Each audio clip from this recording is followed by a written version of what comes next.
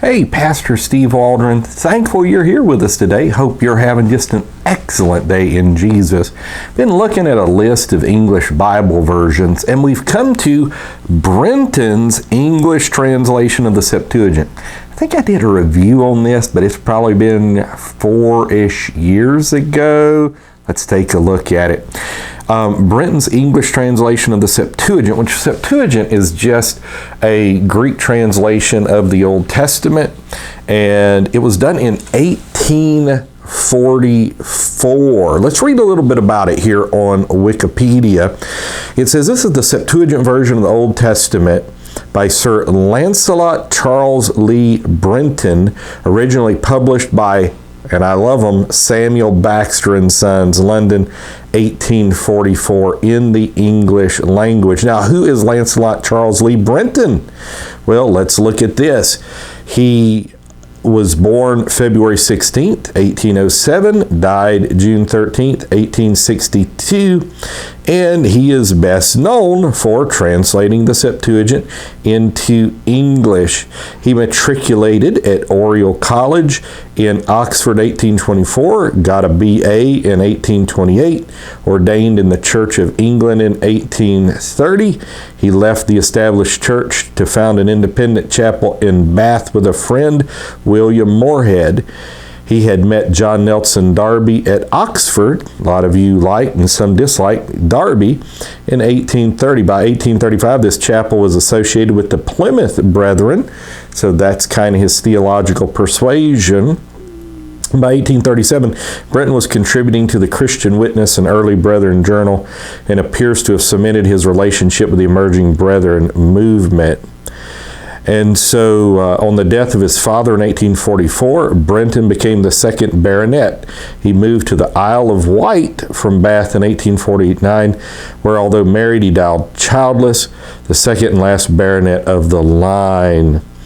And so his translation of the Septuagint was the second English translation available. It's gone through several reprints. It's kind of famous, got like a red top on the spine, black. It's very well done. And in an autobiographical piece, Brenton discussed his pacifist views. Despite a marked naval background, he put down his father's evangelical religious attitude. So let's get back to the Septuagint translation he did. From 1851, the Apocrypha was included, and by about 1870, an edition of a parallel Greek text existed. Another one appeared in 1884. In the 20th century, it was reprinted by Zondervan, among others. Codex Vaticanus is its primary source. Been doing some study on the Septuagint, and especially manuscripts. I've only found like 10 pre-1st century AD, even scraps listed on all the thousands of manuscripts that they've got of the Septuagint.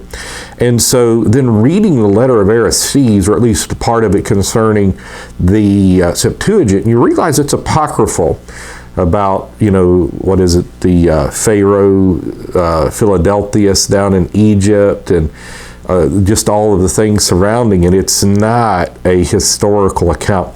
So I do think that probably the evidence shows at least the Torah was translated into Greek before the time of Jesus. I'm not sure about the whole Bible, maybe parts of the Old Testament as well besides the Torah.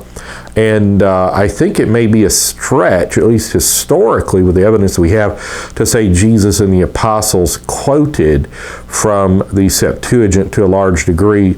I know David Daniels, I've read his book at least once, Did Jesus Use the Septuagint? He tends to think that Philo of Alexandria had some good role in the Septuagint, but that's something for you to study yourself. I do know sometimes accepted wisdom and accepted knowledge is just that, it's accepted, but it doesn't mean it's necessarily true. The error can be perpetuated without a lot of study underlying what's beneath there. So the Brenton's English translation of the Septuagint, hey, thank you so much for watching. Glad you're with us. Join us daily. We've got a whole catalog, over 4,000 videos, on all kinds of subjects, help homeschoolers among many other things. And also we're on Biblical Archaeology Today on podcast. You can get it on most major podcast things. Biblical Archaeology Today podcast with Steve Waldron. I invite you to look there.